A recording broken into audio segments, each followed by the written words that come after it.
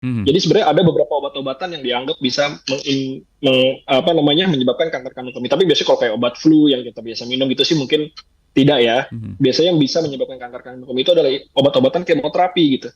Jadi biasanya kemoterapi itu kan biasa untuk kita ngobatin kanker ya, Mhm. gitu ya. Tapi secara nggak langsung dia punya efek lain juga. Mhm. Jangan-jangan kadang-kadang bisa menyebabkan kanker kandung kemih. Mhm. Itu ada beberapa lah. Nggak semua kemoterapi seperti itu, tapi ada beberapa kemoterapi eh, yang menyebabkan seperti itu. Mmm. Gitu. Kemudian satu lagi apa tadi? Keturunan, Dok? Genetik apakah juga? Nah, pada prinsipnya yang namanya kanker itu dia adalah penyakit karena ada kelainan pada genetiknya gitu ya sebenarnya Oh. ya.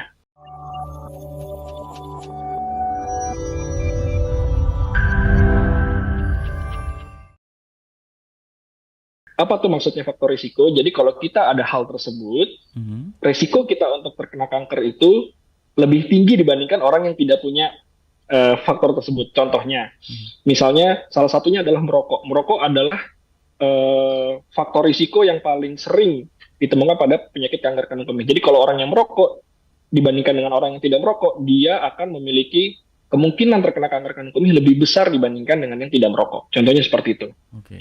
Ada lagi beberapa faktor risiko yang lainnya.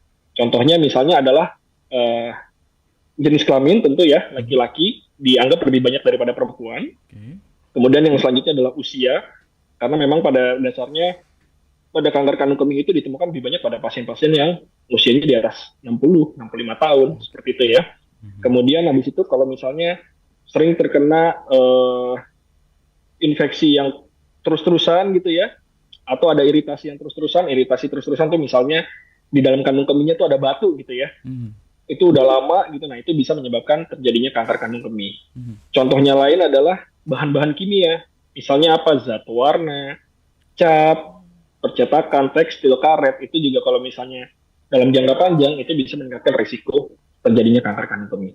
Oke. Seperti itu tuh. Oke. Dok, kalau faktor keturunan apakah menjadi faktor resiko juga kemudian terkait dengan bahan-bahan kimia? Kalau obat-obatan yang dikonsumsi itu juga apakah bisa menyebabkan resiko, kanker kandung kemih ini, Dok? Oke, jadi yang saya bicara dengan obat-obatan ya. Mhm. Jadi sebenarnya ada beberapa obat-obatan yang dianggap bisa menyebabkan kanker kandung kemih. Tapi biasanya kalau kayak obat flu yang kita biasa minum gitu sih mungkin tidak ya. Mhm. Biasanya yang bisa menyebabkan kanker kandung kemih itu adalah obat-obatan kemoterapi gitu. Jadi biasanya kemoterapi itu kan biasa untuk kita ngobatin kanker ya, Mhm. gitu ya. Tapi secara nggak langsung dia punya efek lain juga. Mhm. Jangan-jangan kadang-kadang bisa menyebabkan kanker kandung kemih. Mhm. Itu ada beberapa lah.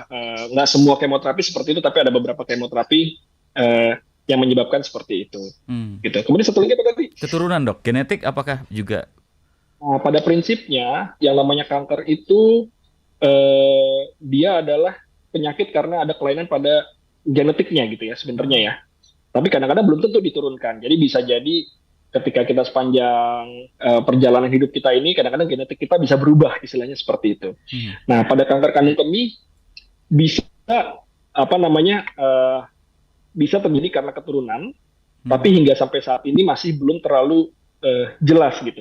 Gen Mhm. apa yang diturunkan dan menyebabkan pasti kanker kandung kemih, nah itu masih sampai saat ini masih belum terlalu jelas. Ada beberapa gen yang sudah ditemukan gitu ya, yang kalau diturunkan bisa meningkatkan tapi masih belum terlalu banyak juga diperiksa di Indonesia gitu. Mhm.